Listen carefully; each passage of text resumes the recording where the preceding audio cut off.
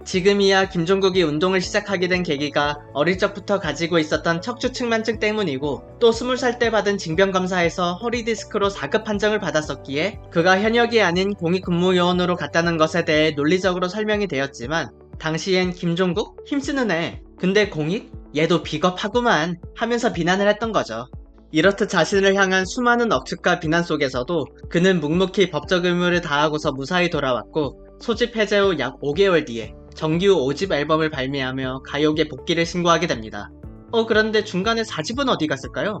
사실 4집은 김종국이 2006년 3월 31일 입대한 뒤인 4월 13일 날 발매했으니 그가 입대하면서 남긴 앨범의 이름은 네 번째 편지입니다.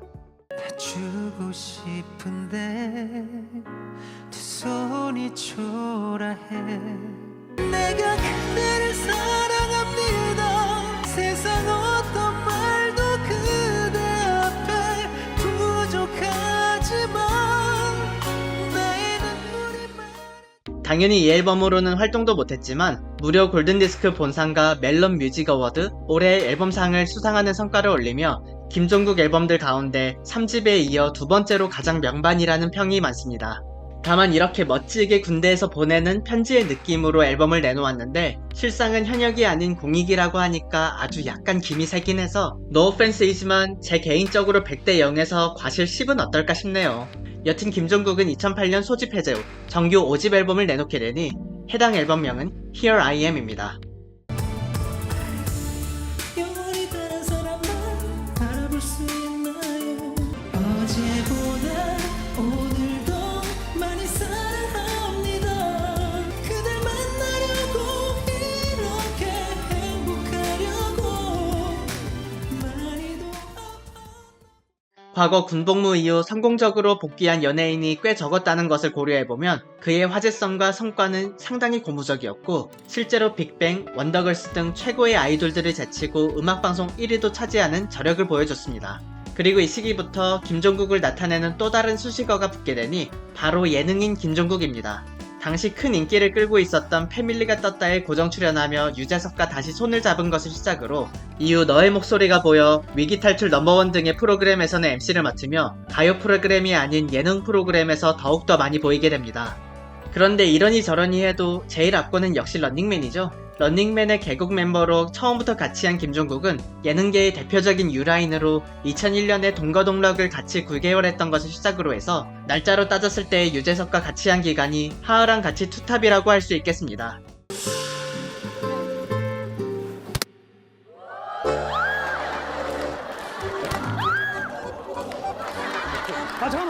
잠깐만 그게 아니라 내 말 들어 종국이도 종아리 한 번만 해주세요. 아, 나 종아리 진짜. 종국이 곰 한 번 들어보게.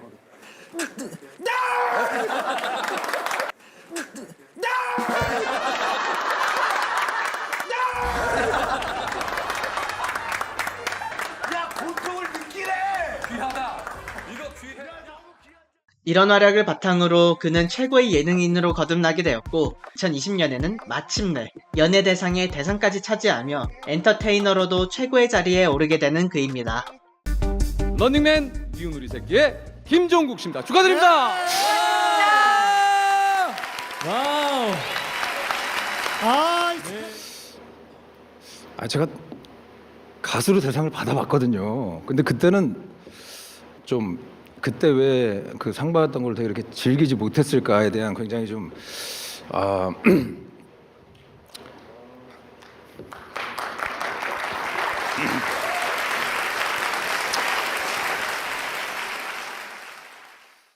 이렇듯 예능인 김종국이 이제는 더 익숙하겠지만 이따금씩 노래도 한 번씩 내며 아직은 현역 가수임을 소소하게 어필하곤 하는데요. 2012년 이후 사라진 그의 앨범이 언젠가 한 번은 나와 또 한 번 활약해주길 바라며 김종국 이야기를 마무리해보도록 하겠습니다. 최근에 김종국과 관련된 어떠한 이벤트가 있다기보다는 그의 다사다난했던 과거 일들을 많이 알리고 싶은 마음에 영상을 만들어서 그런지 끝이 좀 허무하긴 하네요. 끝으로 과거에 대해 이야기하는 그의 영상으로 마무리를 하겠는데요. 사실 저라면 이전의 나쁜 일들에 대해 지금까지도 분노하며 지냈을 것 같은데 김종국은 분노보다는 이해와 정말 사소한 감사함에 더 초점을 맞춰서 말을 하더라고요. 참 자기 관리하는 모습도 그렇고 너무 성숙한 인간 김종국을 우리 모두 리스펙하면 되겠습니다. 모두 감사하고 재밌게 보셨다면 좋아요와 구독 꼭 부탁드릴게요. 그때 당시 대표님. 우리 사장님이 또 세셨지. 터보 막 얘기가 많거든, 사실 여러 가지 얘기들이. 근데 개인적으로는 대표님과 프로듀서 하셨던 너무 감사드립니다. 그분들이 없었으면 내가 지금 없잖아. 그쵸. 터보 관련돼서 막 좀 안 좋은 얘기 안 나왔으면 좋겠어. 제가 지금 잘 됐잖아요. 제가 또 감사하는.